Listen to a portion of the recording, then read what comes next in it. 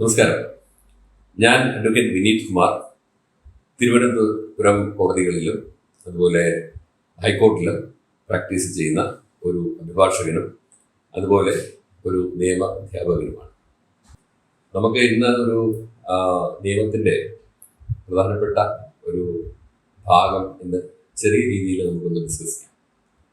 അത് എല്ലാവർക്കും അറിയാവുന്ന പ്രധാനപ്പെട്ട ഒരു നിയമ നടപടിയാണ്.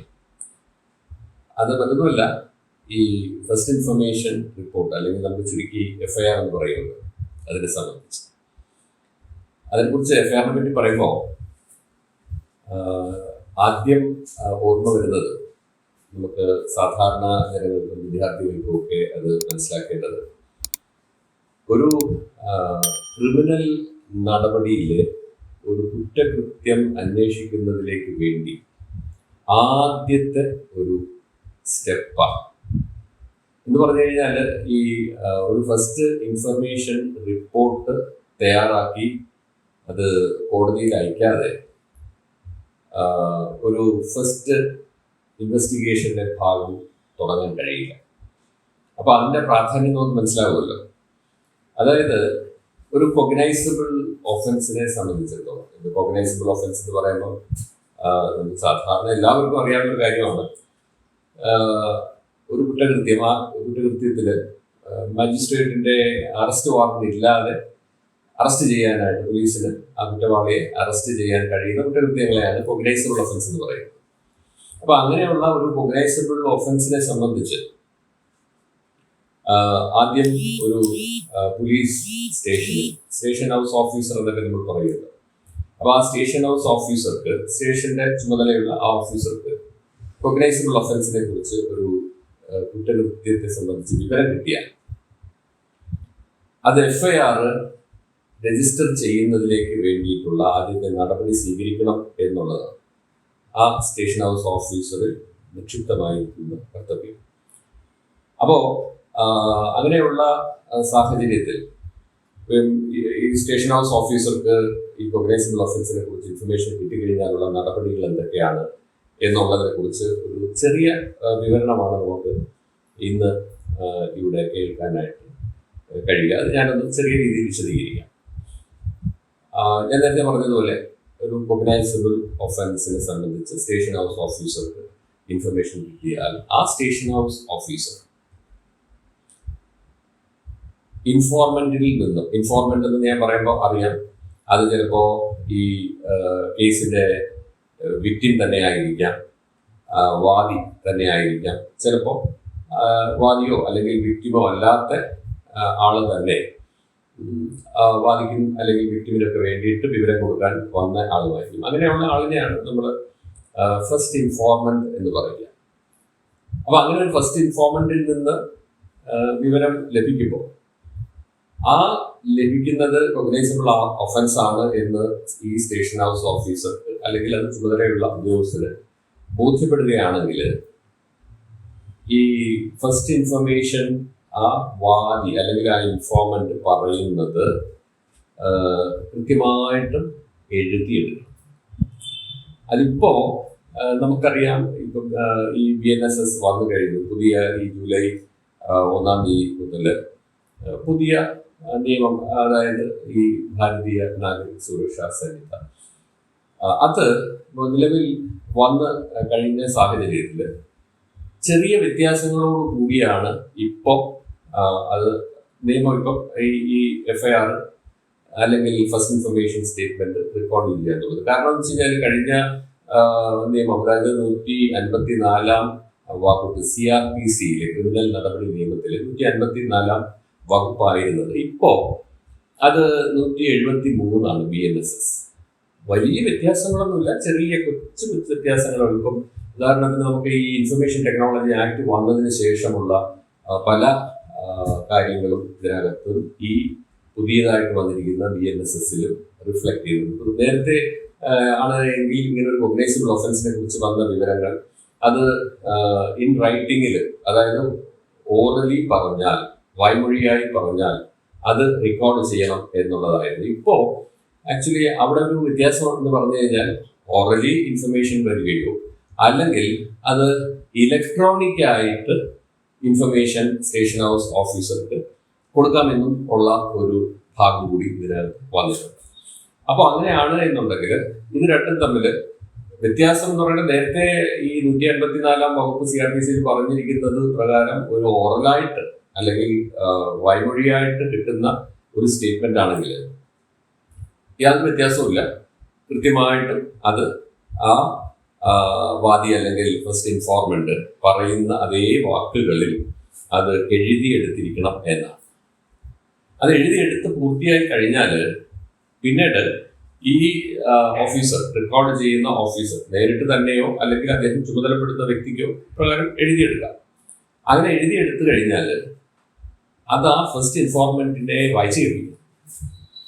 വായിച്ച് കേൾപ്പിച്ചു കഴിഞ്ഞാൽ പിന്നീട് ആ ഇൻഫോർമന്റിന്റെ സിഗ്നേച്ചർ ഒപ്പ് അല്ലെങ്കിൽ ഒപ്പുവെക്കാൻ കഴിയാത്ത ആളാണ് എങ്കിൽ വിരലടയാളം, തമ്പ് ഇംപ്രഷൻ, ആ ഫസ്റ്റ് ഇൻഫർമേഷൻ സ്റ്റേറ്റ്മെന്റിൽ പതിപ്പിക്കണം, ഒപ്പിടണം എന്നർത്ഥം.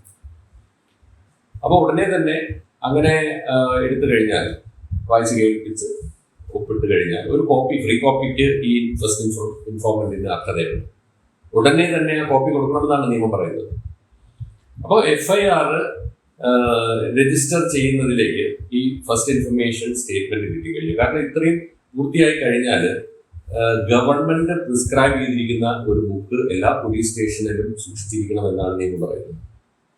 അപ്പൊ ഈ വിവരങ്ങൾ അത് കൃത്യമായിട്ടും ആ രജിസ്റ്ററിൽ റെക്കോർഡ് ചെയ്യും. അപ്പൊ ഫസ്റ്റ് ഇൻഫർമേഷൻ സ്റ്റേറ്റ്മെന്റ് എടുത്ത വിവരങ്ങൾ കൃത്യമായിട്ടും അത് ഗവൺമെന്റ് പ്രിസ്ക്രൈബ് ചെയ്തിരിക്കുന്ന സ്റ്റേഷനിൽ സൂക്ഷിച്ചിരിക്കുന്ന ബുക്കിൽ അത് രേഖപ്പെടുത്തണം. അങ്ങനെ റെക്കോർഡ് ചെയ്യണം. ഇതാണ് ആക്ച്വലി, ഈ റെക്കോർഡിംഗ് ആണ് ഫസ്റ്റ് ഇൻഫർമേഷൻ റെക്കോർഡ്, FIR എന്ന് പറയുന്നത് ഇതാണ്.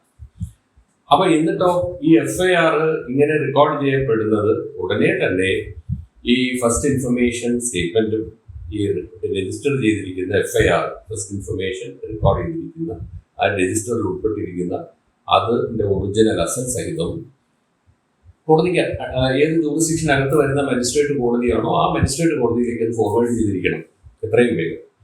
അപ്പൊ ഈ ഒരു നടപടികളുണ്ട്. പിന്നെ ഇതിനകത്ത് നമുക്ക് ഓർമ്മിക്കേണ്ട ഒന്ന് രണ്ട് ചില കാര്യങ്ങൾ, അതായത് ഞാൻ നേരത്തെ പറഞ്ഞത് ഇത് വായ്മൊഴിയായിട്ട് ഓറലായിട്ട് പറയുന്ന കേസുകൾ, ചില പ്രത്യേക സാഹചര്യങ്ങളിൽ പുതിയ ഈ അമെൻമെന്റ് വന്നു കഴിഞ്ഞതിന് ശേഷം ഇലക്ട്രോണിക് ആയിട്ട്, ഇപ്പം ഇമെയിലായിട്ടോ അല്ലാതെയുള്ള ഡിജിറ്റലായിട്ടുള്ള ഒരു കമ്മ്യൂണിക്കേഷൻ, ഇലക്ട്രോണിക്കലായിട്ട് ഒരു പരാതി അല്ലെങ്കിൽ ഒരു ഫസ്റ്റ് ഇൻഫർമേഷൻ, അതൊരു കോഗ്നൈസബിൾ ഒഫൻസ് ആണ് എങ്കിൽ അതിന് വ്യക്തമായിട്ട് പുതിയ നിയമത്തിൽ വളരെ വ്യക്തമായിട്ട് പറയുന്നുണ്ട്. എന്താണ് അത്?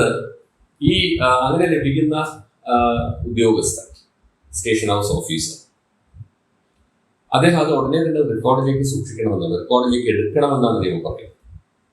അങ്ങനെ റെക്കോർഡിലേക്ക് എടുത്തിട്ട് ആ ഭാഗം 3 ദിവസത്തിനുള്ളിൽ ആ ഇൻഫോർമന്റിന്റെ പക്കൽ നിന്നും ഞാൻ നേരത്തെ പറഞ്ഞതുപോലുള്ള സിഗ്നേച്ചർ വാങ്ങിയിരിക്കണം, അല്ലെങ്കിൽ തമ്പ് ഇംപ്രഷൻ വാങ്ങിയിരിക്കണം. എന്നിട്ട് ബാക്കിയുള്ള നടപടികളെല്ലാം ഞാൻ നേരത്തെ പറഞ്ഞത് ഇവിടെയും ആപ്ലിക്കബിൾ ആണ്. ഇതാണ് നമുക്ക് ശ്രദ്ധിക്കേണ്ടുന്ന വളരെ പ്രധാനപ്പെട്ട ഒരു കാര്യം. അപ്പോൾ ഇതിനോടൊപ്പം നമ്മൾ ഓർമ്മിക്കേണ്ടുന്ന ഒരു കാര്യം, ഇപ്രകാരം ലഭിക്കുന്ന ഒരു കുറ്റകൃത്യത്തെ സംബന്ധിച്ച വിവരം അതൊരു വനിതയ്ക്ക് നേരെ നടന്ന കുറ്റകൃത്യമാണെന്ന് കരുതുക. അങ്ങനെയാണെങ്കിൽ അതിൽ ഈ സ്റ്റേഷൻ ഹൗസ് ഓഫീസർ പാലിക്കേണ്ടതായിട്ടുള്ള ചില പ്രത്യേകമായിട്ടുള്ള കാര്യങ്ങളുണ്ട്. ഇപ്പൊ ഉദാഹരണത്തിന് ഒരു വനിതയ്ക്ക് നേരെ നമുക്കറിയാം ഇന്ത്യൻ ശിക്ഷാ നിയമത്തിൽ, അതിപ്പോ BNS-ലെ പുതിയ വകുപ്പുകളായി മാറി എന്നുള്ളതേ ഉള്ളൂ. ഉദാഹരണത്തിന് ഒരു വനിതയ്ക്ക് നേരെ ഉണ്ടാകുന്ന ഒരു സ്ത്രീത്വത്തെ അപമാനിക്കൽ, അല്ലെങ്കിൽ ബലാത്സംഗം, അല്ലെങ്കിൽ ആ വനിതയ്ക്ക് നേരെയുള്ള ബലപ്രയോഗം, ഇങ്ങനെയൊക്കെയുള്ള ധാരാളം കുറ്റകൃത്യങ്ങളുണ്ടല്ലോ, ആസിഡ് ആക്രമണം, ഇങ്ങനെയൊക്കെയുള്ള കുറ്റകൃത്യങ്ങൾ വളരെ ഗുരുതരമായിട്ടുള്ള കുറ്റകൃത്യങ്ങളാണ്. അപ്പൊ അങ്ങനെയുള്ള കുറ്റകൃത്യങ്ങൾ ആണ് സ്റ്റേഷൻ ഹൗസ് ഓഫീസർക്ക് ഞാൻ നേരത്തെ പറഞ്ഞതുപോലുള്ള ഇലക്ട്രോണിക് ആയിട്ട് വരുന്ന പരാതിയാണെങ്കിലോ, അതല്ലെങ്കിൽ പിന്നെ വായ്മൊഴിയായിട്ട് അവിടെ വരുന്ന പരാതിയാണെങ്കിലോ, അത് നിയമത്തിൽ നിഷ്കർഷിക്കുന്ന പ്രധാനപ്പെട്ട കാര്യങ്ങൾ എന്ന് പറയുന്നത് ഒരു വനിതാ പോലീസ് ഓഫീസറെ അല്ലെങ്കിൽ ഒരു വനിതാ ഓഫീസറെ കൊണ്ടായിരിക്കണം ഇങ്ങനെ ആ പ്രഥമ വിവരം രേഖപ്പെടുത്തിക്കേണ്ടത്. അതാണ് ഒരു പ്രധാനപ്പെട്ട ഒരു കാര്യം. അങ്ങനെ പ്രധാനപ്പെട്ട ഒരു കാര്യം എന്ന് പറയാൻ കാരണം വനിതയ്ക്ക് നേരെയുള്ള ഒരു കുറ്റകൃത്യമാണ് എങ്കിൽ അതിന്റെ പ്രാധാന്യം കൊടുത്തുകൊണ്ട് അവർക്ക് യാതൊരുവിധ മനക്ലേശവും ഉണ്ടാകാതെ അവർക്ക് പൂർണ്ണമായിട്ടും അത് ഒരു ഫസ്റ്റ് ഇൻഫർമേഷൻ സ്റ്റേറ്റ്മെന്റ് തന്നെ ഡിസ്ക്ലോസ് ചെയ്ത് കിട്ടുന്നതിലേക്ക് വേണ്ടി അവർ വളരെ കംഫർട്ടബിൾ ആയിട്ട് അവർക്ക് തോന്നത്തക്ക രീതിയിലാണ് ഈ സ്റ്റേറ്റ്മെന്റ് റെക്കോർഡ് ചെയ്യപ്പെടേണ്ടത്. അതുകൊണ്ടാണ് ഒരു വനിതാ പോലീസ് ഓഫീസർ അല്ലെങ്കിൽ മറ്റൊരു വനിതാ ഓഫീസറെ കൊണ്ട് റെക്കോർഡ് ചെയ്യിക്കണം എന്ന് പറയുന്നതിന്റെ പ്രാധാന്യം.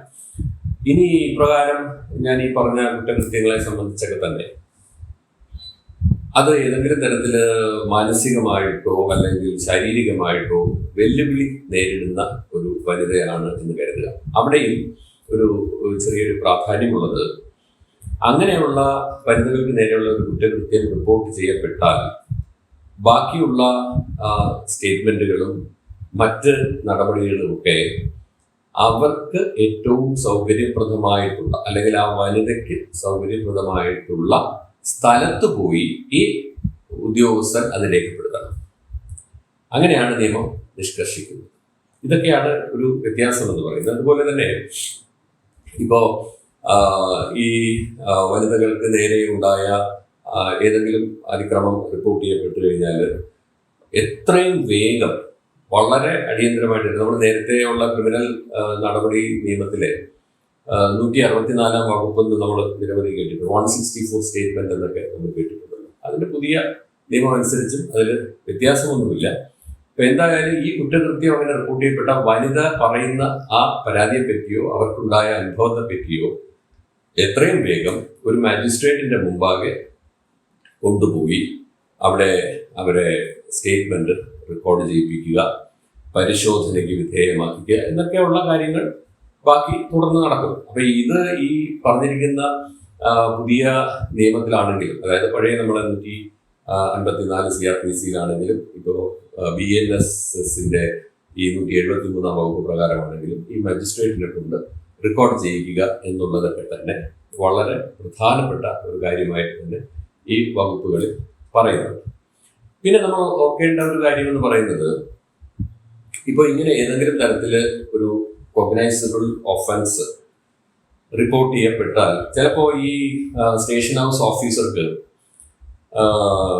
ഈ വാദിയെ അല്ലെങ്കിൽ ഈ ഇൻഫോർമെന്റിനെ ശ്രദ്ധിച്ച് കേൾക്കുന്ന സമയത്ത് ഇൻഫോർമെന്റ് പറയുന്ന കാര്യത്തിൽ ഒരു വ്യക്തത വരാതിരിക്കുകയോ അല്ലെങ്കിൽ അപ്രകാരം പറയുന്ന കുറ്റകൃത്യം എന്ന് പറയുന്നത് അത് കോഗ്നൈസബിൾ ഒഫൻസ് ആണോ അല്ലയോ എന്നൊക്കെ ഈ അന്വേഷണ ഉദ്യോഗസ്ഥന് അല്ലെങ്കിൽ ഈ സ്റ്റേഷൻ ഹൗസ് ഓഫീസർക്ക് തോന്നാം. അങ്ങനെ വരുന്ന ചില സാഹചര്യങ്ങളിൽ ഈ പുതിയ നിയമം അനുസരിച്ച്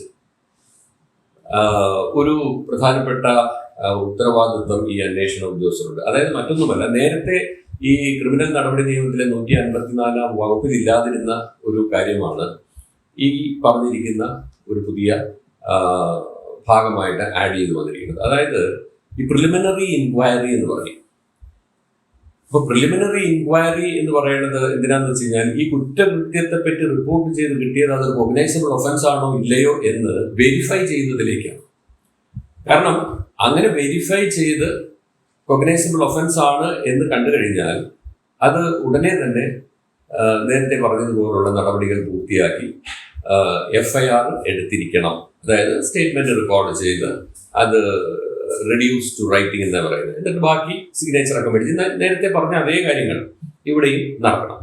അപ്പൊ ഇങ്ങനെ ഒരു പ്രിലിമിനറി ഇൻക്വയറി നടത്തുന്നതിലേക്ക് ഒരു പ്രത്യേക കാര്യം എന്ന് ശ്രദ്ധിക്കേണ്ടത് എന്താണെന്ന് വെച്ച് കഴിഞ്ഞാൽ, ഈ അന്വേഷണ ഉദ്യോഗസ്ഥൻ ഡെപ്യൂട്ടി സൂപ്രണ്ടന്റ് ഓഫ് പോലീസ് എന്ന തസ്തികയിലുള്ള ഒരു ഉദ്യോഗസ്ഥന്റെ പെർമിഷൻ വാങ്ങിയിരിക്കും. അപ്പോൾ ആ പെർമിഷൻ വാങ്ങി പ്രിലിമിനറി ഇൻക്വയറി നടത്തി 3 ദിവസത്തിനുള്ളിൽ അതിന്മേൽ ഒരു തീർപ്പ് അദ്ദേഹത്തിന് ഉണ്ടാക്കാൻ കഴിഞ്ഞാൽ ഉടനെ തന്നെ FIR രജിസ്റ്റർ ചെയ്ത് ബാക്കി നടപടികളിലേക്ക് കടക്കാൻ കഴിയും. ഒരു കോഗ്നൈസബിൾ ഒഫൻസിനെ കുറിച്ച് റിപ്പോർട്ട് ചെയ്യപ്പെട്ടാൽ അത് ആ അന്വേഷണ ഉദ്യോഗസ്ഥനോ അല്ലെങ്കിൽ ആ സ്റ്റേഷൻ ഹൗസ് ഓഫീസർക്കോ അദ്ദേഹത്തിന്റെ അധികാര പരിധിക്കുള്ളിലുള്ളതാണോ ഇല്ലയോ എന്നുള്ളത് നോക്കാതെ തന്നെ ഈ ഫസ്റ്റ് ഇൻഫർമേഷൻ സ്റ്റേറ്റ്മെന്റ് വാങ്ങി FIR രജിസ്റ്റർ ചെയ്യാൻ ബാധ്യസ്ഥനാണ് എന്നുള്ളതാണ് അതിന്റെ വലിയൊരു പ്രത്യേകത. അതിനെ ഇപ്പൊ ജൂറിസ്ഡിക്ഷൻ ഇല്ലാതെ തന്നെ FIR എടുക്കാൻ ബാധ്യസ്ഥനാവുന്നു. അതിന് അങ്ങനെയുള്ള FIR-കളെ സീറോ FIR എന്നാണ് പറയുന്നത്. അപ്പൊ ഈ സീറോ FIR എന്ന് പറയുന്നത് നമുക്ക് വേറെ കൺഫ്യൂഷൻ ഒന്നും ആവശ്യമില്ല. അധികാര പരിധിയിൽ പെടാത്ത ഒരു കുറ്റകൃത്യത്തെ പറ്റി റിപ്പോർട്ട് ചെയ്യപ്പെട്ട് വന്നു കഴിഞ്ഞാൽ ആ സ്റ്റേഷൻ ഹൗസ് ഓഫീസർ രജിസ്റ്റർ ചെയ്യുന്ന FIR ആണ്. എന്നിട്ടോ അത് അധികാര പരിധിയിൽപ്പെട്ട ആ സ്റ്റേഷനിലേക്ക് അത് ഫോർവേഡ് ചെയ്ത് കൊടുത്ത് അത് അവിടെ റീ രജിസ്റ്റർ ചെയ്ത് അവിടെ അന്വേഷണം നടത്തി ബാക്കി നടപടികൾ സ്വീകരിച്ച് കോടതിയിൽ അതിൻ്റെ ഫൈനൽ റിപ്പോർട്ട് കൊടുക്കുക എന്നുള്ളതാണ് ഇതിനാണ് സീറോ FIR എന്ന് പറയുന്നത്. ഇത്രയും കാര്യങ്ങളാണ് നമുക്ക് ഈ FIR-നെ കുറിച്ച് ചുരുക്കമായിട്ട് മനസ്സിലാക്കേണ്ടുന്ന കാര്യം. Thank you.